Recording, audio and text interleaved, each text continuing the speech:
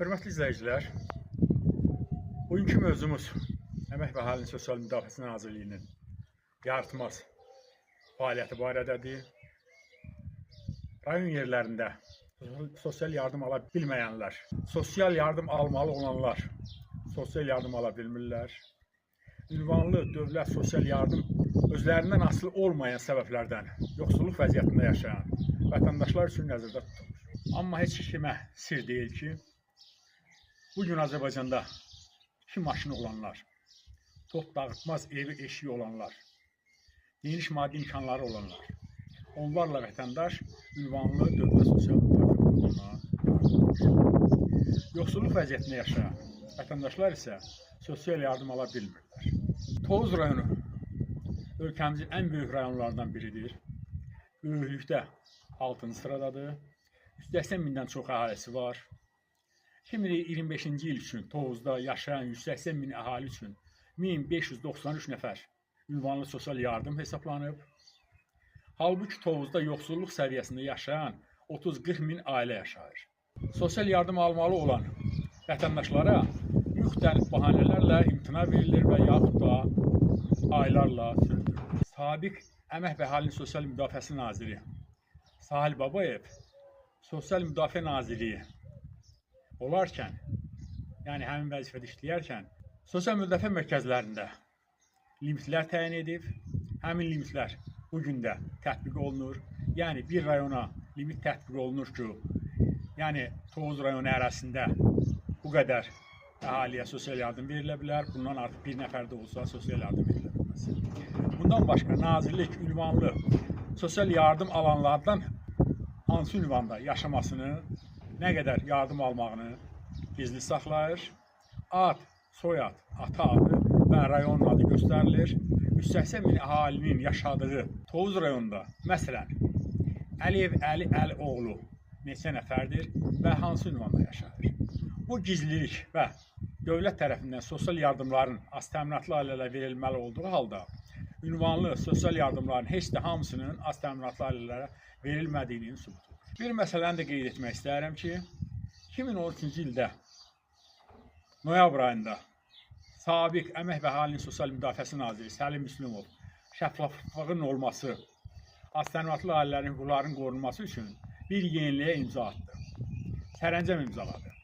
Ünvanlı sosial yardım alanların siyahısı, adı, soyadı, atasının adı, rayonun adı, kəndin adı, bir sözlə dəqiq ünvanı göstərilməklə ictimailəşdirildi. Həmin vətəndaşların aldığı sosial yardımın məbləği mətbuatda və internetdə ictimailəşdirildi.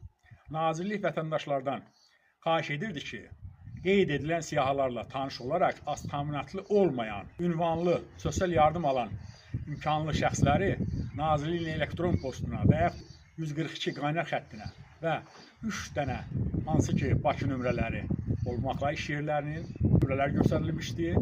Belə məlumatlar çox gözəl töhfə verdi. İmkanlı şəxslərin sosial yardım almasının qarşısı alındı.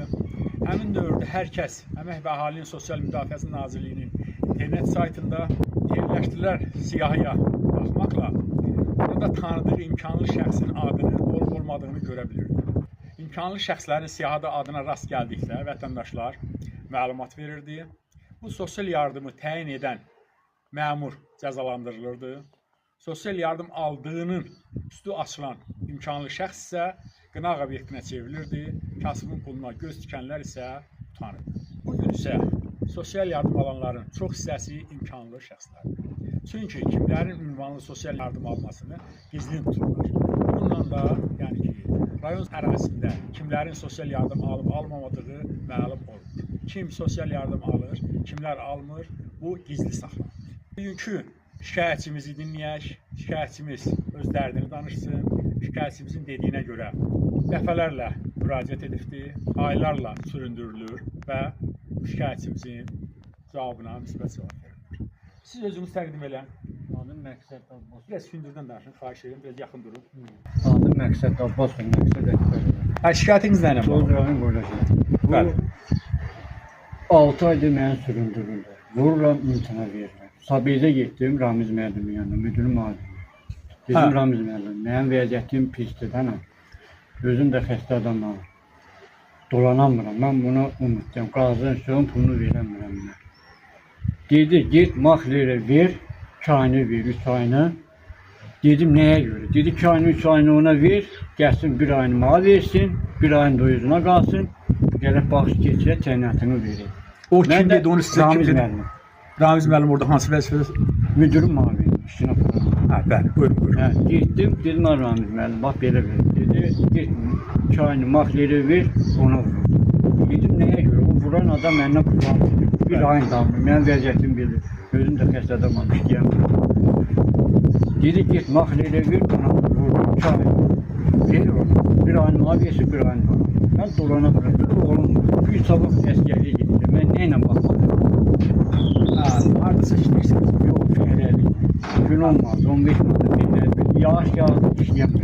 Yaxşı, bu özünüzün şəxsi evinizdir yoxsa? Yox, sınacaqdır burada qalmışam. Biri verir, canı sağ olsun qalın, əvəzsiyə.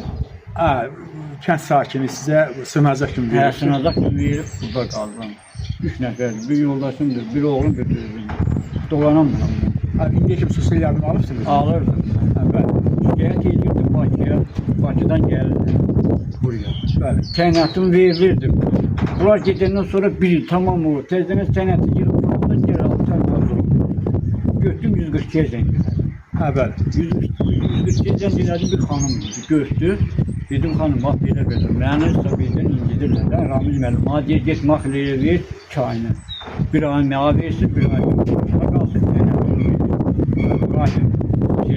Hanıma dedim ki, əgər mənə burada sosial yardım düşmürsə də, şahı sosial yardım düşmürsə də, mən keçirib tərəfə. Hanım mənə dedi ki, ged Ermənistana keçdi. Bunu kim dedi sizə? 142? Xanım, hə, 142 xidmətinə, zəng edəndə 142. Orada xanım idi. Mənə dedi ki, ged Ermənistana keçdi. O söz işlətdi də? Hə, işlətdi. Dedim, xanım, nə deyirsən, deyən kimi keçirdi telefonu. Aydın məsələdir. Yaxşı, bununla bağlı başqa icra hakimiyyətinin qəbulunda, nə bilim, başqa digər orqanlara şikayət edirsiniz? Hər hansıdır? Mən bax 161-ə də zəng elədim bu şeyə. Şikayət eləmişəm. Bax bu mesajlar hamısı burada telefonumda. Bəli. Göstərə də bilərəm. Baxılacaq, baxın. Gəliblər buraya. Baxıblar, bilmirəm daha nəyə gəldilər. Nə vardı? Nə varmadı heç demədilər. Hə, şikayət gəlsin. Şikayətin nədir? Mənə müdürün, sabezi müdür deyir ki, Bakıdan yoxlanma gələndə, Bakıdan 4 nəfər gələcəklər. Gələndə sağa xəbər edəcəm, gələrsə sözünü deyərsən. Dedim yaxşı. Gəldim və aradan 10 gün, 15 gün keçdi ki, deyişdim ki, Bakıdan 4 nəfər gəldi, yoxlandı. Bütün hər şeyə onlar baxır. O şikayətlərlə bağlı yapırdı, hə. Müdür mənə demişdi bunu. Bunlar gedəndən sonra mənə dedi ki, mənim sosialımı vuran adam dedi ki, gəlmişdilər, bunlar getdi. Ay, kim gəlmişdi? Dedi, Bakıdan gəlmişdilər. Getdim müdürün yanına, dedim, müdür, dedim, belə. Mənə demişdin ki, Bakıdan gələndə sağa xəbər edin. Niyə eləmədi? Niyə yadımdan çıxdı? Nəyə görə çıxmıyorum ona həyatdan? Aydın. Yəqin siz şikayətçisiniz, onunla bağlı. Sizdən uzaq durmaq istəyirlər. Hörmətli izləyicilər, siz özünüzə şahid olursunuz ki, sosial yardım almalı olan insanları incidirlər, süründürürlər və yaxud da rüşvət tələb edirlər. Bu, hal-hazırda Tovuz rayonunun ərazisində, Urla şəhərində olan vətəndaşımızdır. Sosial yardım almalıdır, qanunən sosial yardım düşür. Amma Müdafiə Nazirliyinin Tovuz şöbəsi bu vətəndaşımızı incidir, rüşvət tələb edir. Bununla da bağlı şikayətçi bizə müraciət edib. Qərb Region TV olaraq biz də bu günləri gəlmişik onun yaşayış səviyyəsi ilə maraqlanmağa və yaxud da bunu ictimailəşdirib aidiyyəti qurumlara və Sosial Müdafiə Nazirliyini şəxsən özünə göndərmək.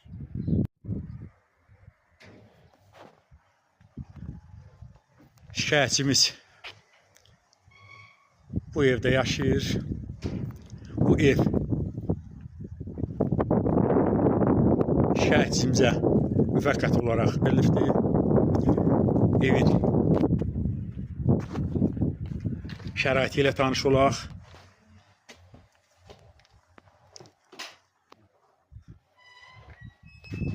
Bu vətəndaşımızın mətbəxidir. Görürsünüz.